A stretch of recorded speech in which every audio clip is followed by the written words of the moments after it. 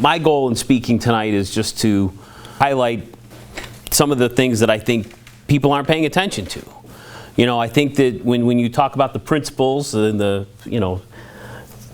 taxed enough already piece, which is, I always thought was a great topic, especially living here in New York State, our newspaper has chronicled the decline of this county. And it's no secret that New York State is a tough place to do business in, but when you look at all the upstate counties, Chautauqua County is the poorest. It's poorer than Allegheny County, it's poorer than Cattaraugus County, it is the poorest upstate county.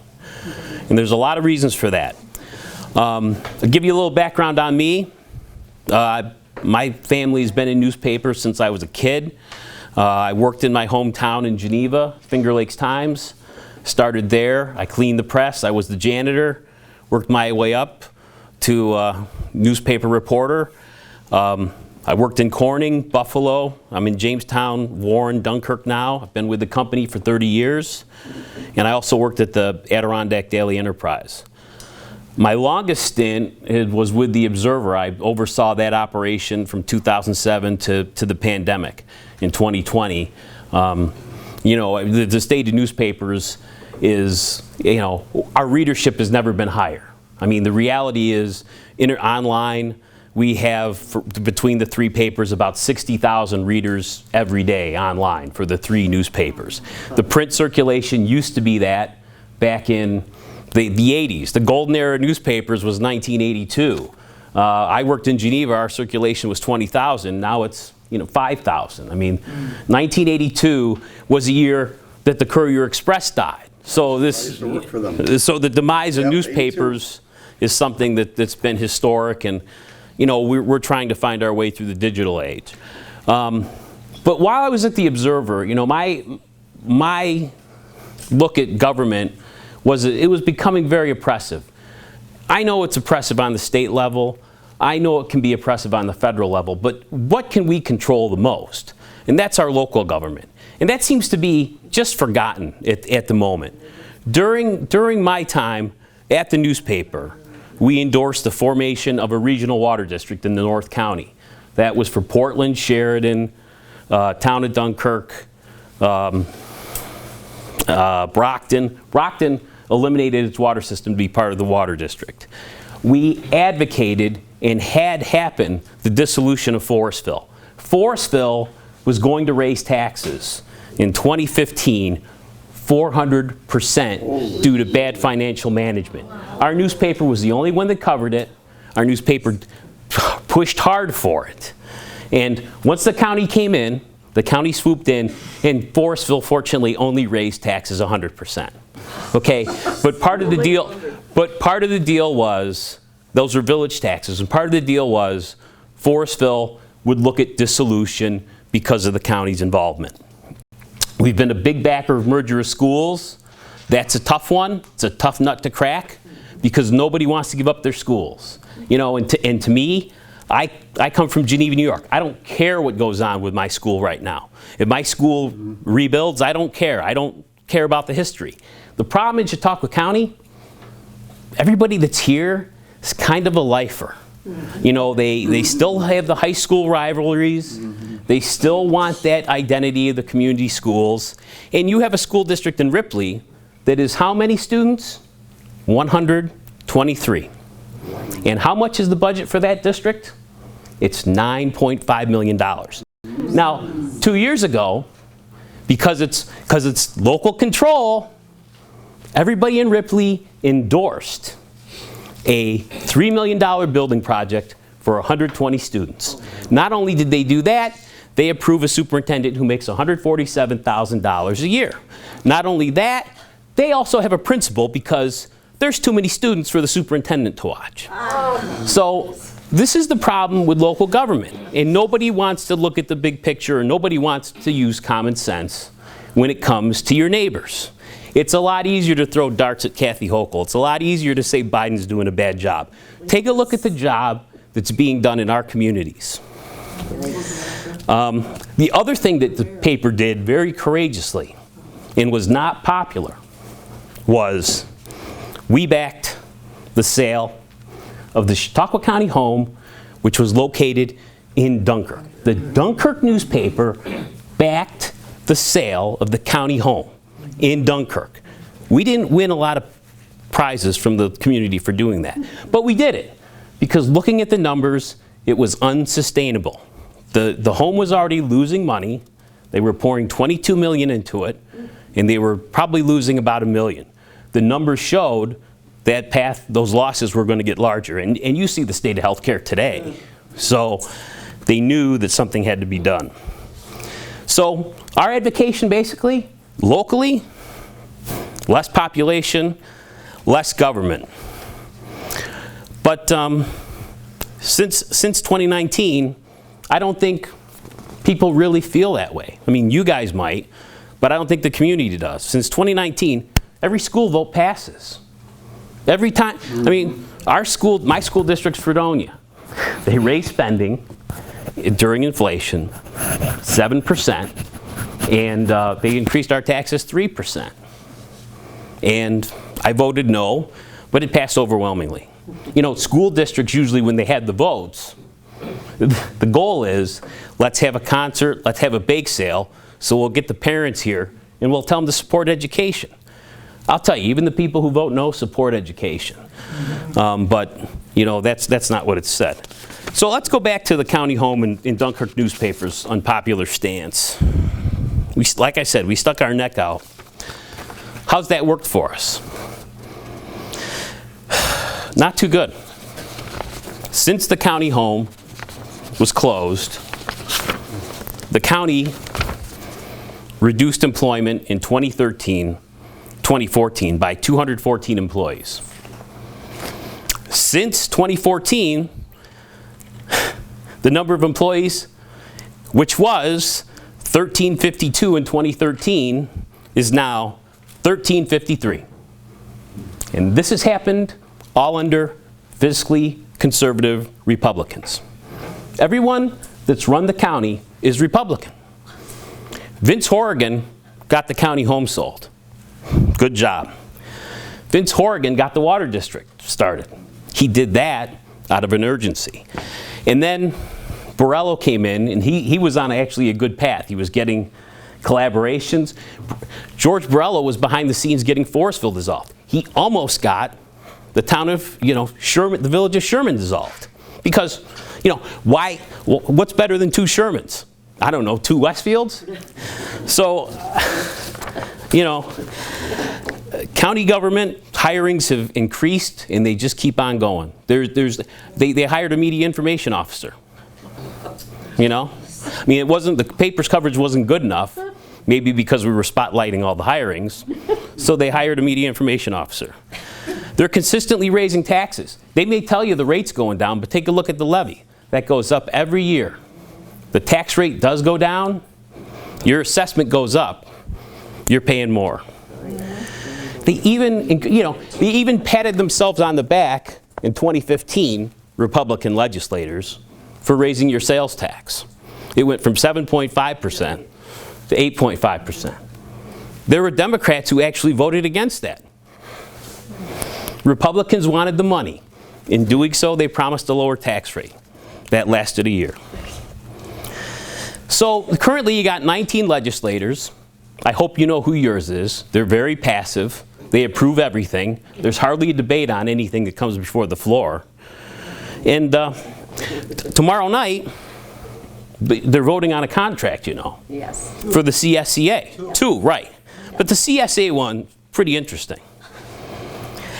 11.5% pay hike over 3 years.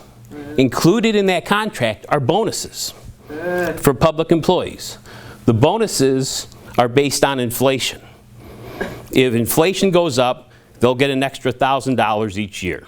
That inflation goes up. So that's the county government. And to my knowledge, the Democratic Union, though, you're dealing with. That the Republicans are endorsing. So far, but I was saying the Democrats set the terms, the union sets the terms, and then the Republicans have to go with it. So it's not the Republicans pushing the issue. But Republicans are approving the contract. They didn't approve it and they will do so unanimously tomorrow. I hope I'm wrong, but I hope you're wrong too. I think it's going to be unanimous. And the county executive is very pleased with the contract. He said so on WDOE the other day. It's a great deal, he said. So, because who votes for the county executive? The county workers. And he won with 70% of the vote. So, and he's only been on the legislature since 2011. So while all these employees have been hired, he's been right there with them. And it's a Republican legislature. No difference between the parties in the end, is there? That's my closing. Okay. So how else does government work against the public? I live in Fredonia. We have one of the worst water systems in the county. And Casadega may be bad, but they don't have the boil water orders that we do. And I can tell you, we lost Red Wing because of that water system. We lost 400 jobs because Red Wing in 2008 did thousands of dollars of product, and when the school districts and the village employees were informed back before the internet that there was a water crisis in the village, nobody called the largest user that used 3/4 of the water. The guy came in during the 3 o'clock shift and said, "I can't believe we're working today. There's a boil water order." Well, nobody told us. He pulls up the newspaper and there's the alert, boil water alert. Thousands of dollars of product was gone. When Fredonia did not join the water district, they looked at it as that, you know, they weren't going to change. And Fredonia's take on it has always been, it was a corporate decision. It probably was. But that corporate decision was helped by Fredonia later that year by not joining the water district, and Fredonia then raised the taxes, Fredonia then upped the sewer rates, Fredonia then upped the water rates, and then the most brilliant move to make sure Red Wing stayed, they challenged their assessment. But it was a corporate decision. How about the ARPA funding? How much money has these governments received in ARPA funding? Does anybody know the number? Not really. Okay, I've reported it. It's $83 million. And where is that money gone? Okay, government, you give government money, I guarantee they're going to spend it. How did some governments spend it? Pomfret's going to buy a new town hall. The town of Pomfret's buying a new town hall with government money. City of Dunkirk, in 2021, council members voted to take $300,000 and distribute it among 160 employees so that every Dunkirk employee, including the council members, got a $2,600 bonus that year. And now Dunkirk took out a loan for $5 million because they can't make payroll. I see this organization is back to SAFER Act. I think that's interesting. You're actually advocating for more public employees. I don't advocate for that. I advocate for efficiencies. No, I advocate for efficiencies, mergers of governments, mergers of departments. You guys, there was a post, Save for Jamestown on the Southern Tier Tea Party Patriots. Jamestown's already at the taxing limit. And you guys want to add more employees because of a grant that runs out in 3 years? I don't know. Once you hire these people, it's tough to get rid of them. How about renewable energy? We know that the towns and the county is run by Republicans. But they're supposed to be the party against renewable energy. Yet, town of Arkwright, Sheridan, Portland, Busti, all renewable energy. And my philosophy is this. I think there should be a diversity on energy. I look at the ISO every day and how are they going to do this? Because right now we're still, what are we, 74%? Maybe less, 74% fossil fuels. Yeah, that's what we need. So I know there's problems in Albany and Washington, but on a local level, I don't think people are paying attention. It scares me. This is the poorest county in upstate New York. I mean, the numbers show it. If you look at a map, the Empire Center, if you guys want to subscribe to somebody who's pretty balanced, the Empire Center in New York, they do the numbers. The only county poorer than us is the Bronx. Other than that, we're the poorest county. So if I give you the number $280 million, what does that number represent? Anybody want to guess? That is the payroll for the last place in the American League East, New York Yankees. Okay? That's the payroll for the New York Yankees. Okay? If I tell you the number 274 million, what number does that represent? Governor's salary. No. No. No. Welfare? No. No, there'd be a lot more than that. It's your Chautauqua County budget. Wow. I was gonna say. 274 million, 1,353 employees, and going up. Because when George Borrello was there, Borrello was a big guy on efficiency. Chautauqua County, not right now, they're not so much. What are they reducing? Can somebody tell me what Chautauqua County's reducing? The Chautauqua County government, not the towns or villages. So the last efficiency study that the county did, they were thrilled to announce they had found $500,000 of savings through efficiencies. And I would say that's nowhere near enough. You have a budget of $270 million and $500,000 is nothing. By the way, I'm split on New York State, but I'm a big believer in majority rules. Okay? And whether we like it or not, that's what this country was founded on, and whether we like it or not, we are a product of what we do. And we in this county love to take money, especially taxpayer dollars. For 18 school districts that cost us $536 million, the aid is 70% to most of these districts. All right? And where does that money come from? It doesn't come from our pockets. It comes from New York City. And we're more than happy to put our hand out for more school aid. And every year, every local official touts what a great job they did bringing in more school aid. More school aid? More school aid means? It means that schools will fortify their kingdoms. And look, my wife's a teacher. She does a great job. But I have been for consolidation of schools for the last 15 years. Because when you have a school district of 123 people, and you're actually funding that with $9 million, that's not efficient. So, in closing, I want somebody in here to tell me who's a good local leader. Who is a local leader that you back? Not for the symbol. Borrello. Borrello is a good local leader, but he would have been a better county executive. Who's a good local leader running our municipal and county governments right now? We don't have it. That's right. Because what's the vision for this county? You guys worry about the national vision, the state vision. What's the vision for this county? That's what scares me. That's what scares me. There is no vision for this county. Not one. And you know what? Everybody seems to be complacent about it. Well, we know people are leaving. What can we do? We're in New York State. That's not enough. That really isn't. Erie County's grown. Okay? Monroe County is hanging by a thread. But some other counties have grown. And obviously some other counties are wealthier than we are. So I'll take some questions. But I just want to say, fewer population is leading to more taxes for all of us. I mean, if we were growing, we could sustain.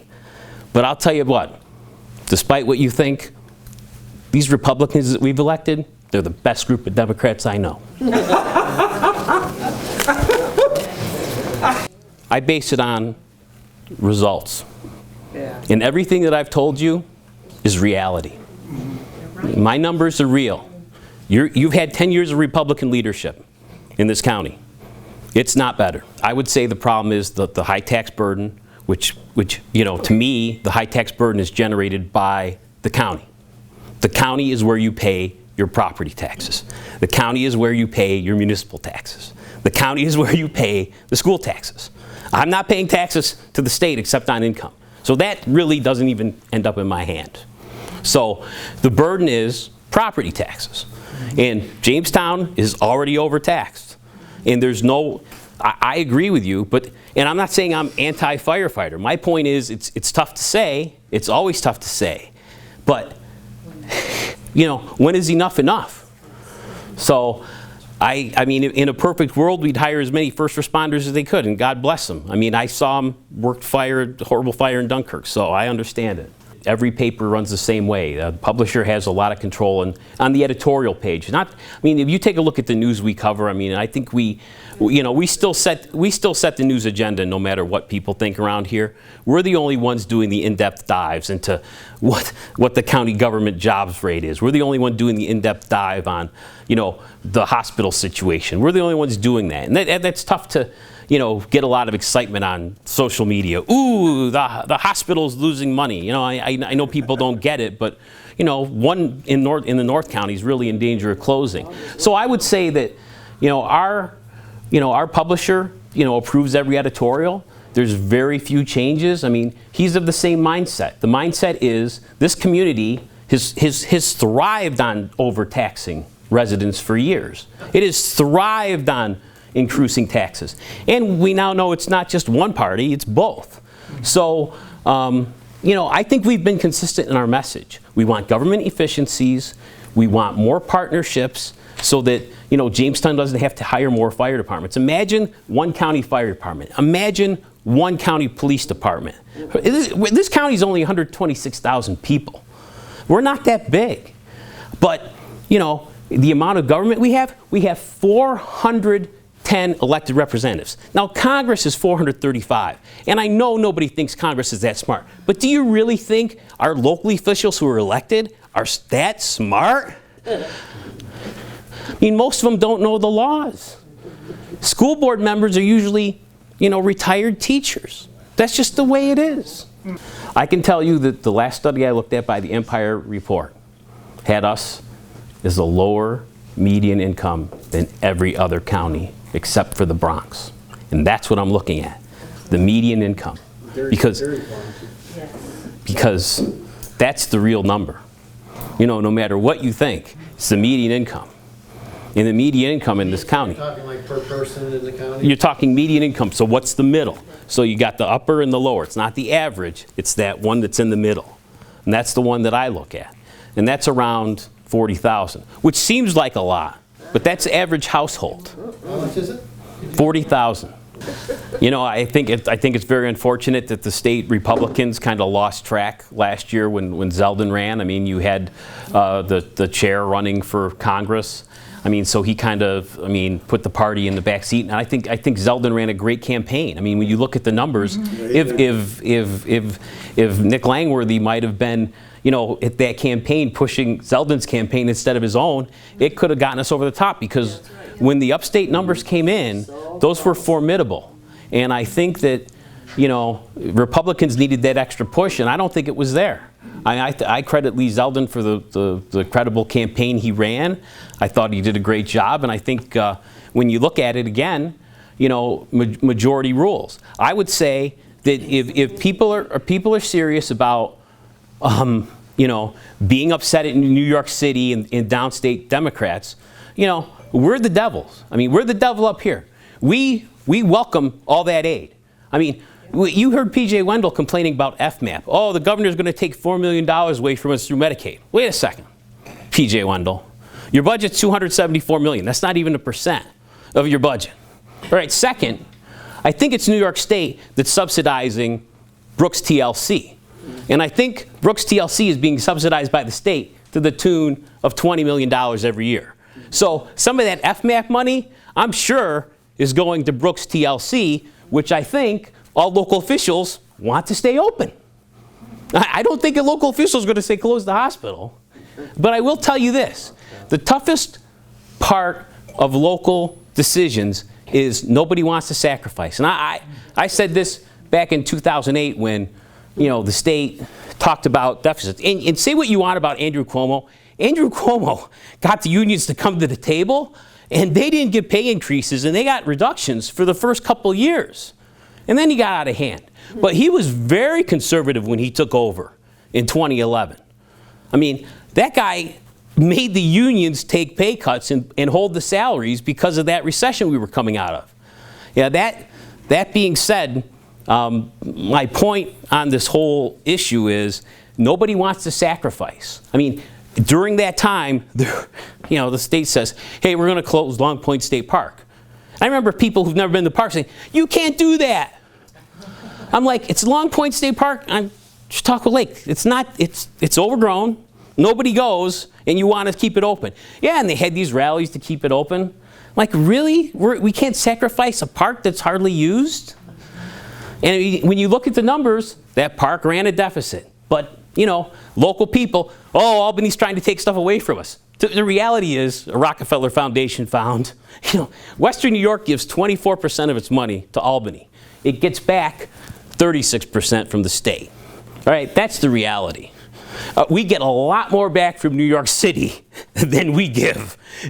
These streets of Dunkirk that are desolate are not paying the big state bills.